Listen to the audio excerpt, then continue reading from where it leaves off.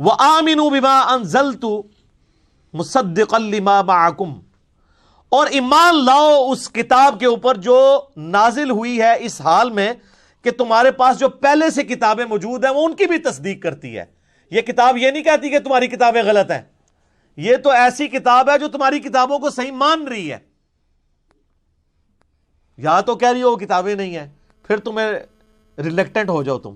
یہ تو کہہ رہی ہے تورات بھی اللہ کی کتاب ہے، انجیل بھی، تو یہ کتاب تو تمہاری کتابوں کی تصدیق کر رہی ہے. کس اعتبار سے؟ ایک اس اعتبار سے کہ ان کتابوں کو اللہ کی کتاب مان رہی ہے، اور اس اعتبار سے بھی تصدیق کر رہی ہے کہ ان کتابوں میں موجود تھا کہ ایک آخری پیغمبر آئیں گے، ان پہ کتاب نازل ہوگی. تو قرآن پریکٹیکلی اس کتابوں کی تصدیق ہے، کیونکہ ان کتابوں میں جو پیش گوئی تھی وہ پوری کس طرح ہوئی؟ قرآن کے آنے سے. تو گویا قرآن نے آ کے ان کتابوں کو سچا ثابت کر دیا کہ اس میں لکھا ہوا ہے کہ آخری پیغمبر آئیں گے، لو آ گئے ہیں. اس میں لکھا ہے ان پہ کتاب نازل ہوگی، لوگ نازل ہوگی. دو اعتبار سے تصدیق کر رہی ہے. ایک تو یہ ان کتابوں کو صحیح بھی کہہ رہی ہے، اور ان کتابوں کی سٹیٹمنٹ کی پریکٹیکل نشانی بن کے یہ کتاب آ گئی ہے. وَلَا تَكُونُوا أَوَّلَ كَافِرٍ بِهِ، اور سب سے پہلے تم تو کافر نہ بنو اس کتاب کے، تم تو منکر نہ بنو، تمہیں تو پتہ ہے. وَلَا تَشْتَرُوا بِآيَاتِي ثَمَنًا قَلِيلًا، اور میری آیات کو چند ٹکوں کے عوض بیچو تو مت.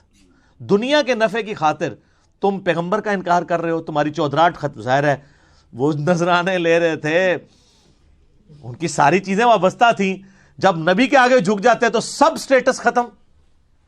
آج بھی اگر علماء کتاب و سنت کو مانے تو وہ اپنے فرقے کی مسجد میں سروائیو نہیں کر سکتے، کوئی ایک بات ان کے خلاف نہیں وہ کر سکتے. تو پہلے بھی ایسا تھا. تو اللہ فرما رہا ہے تم تو پہلے کافر نہ بنو اور چند ٹکوں کے عوض دین نہ بیچو.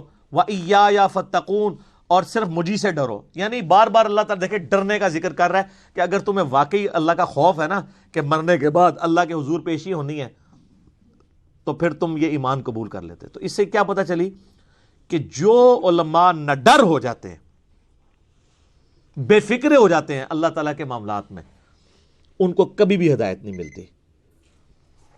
نیور. جس کی مثال یہ ہے کہ نبی علیہ السلام کے مارے زمانے میں ان کو ہدایت نہیں ملی.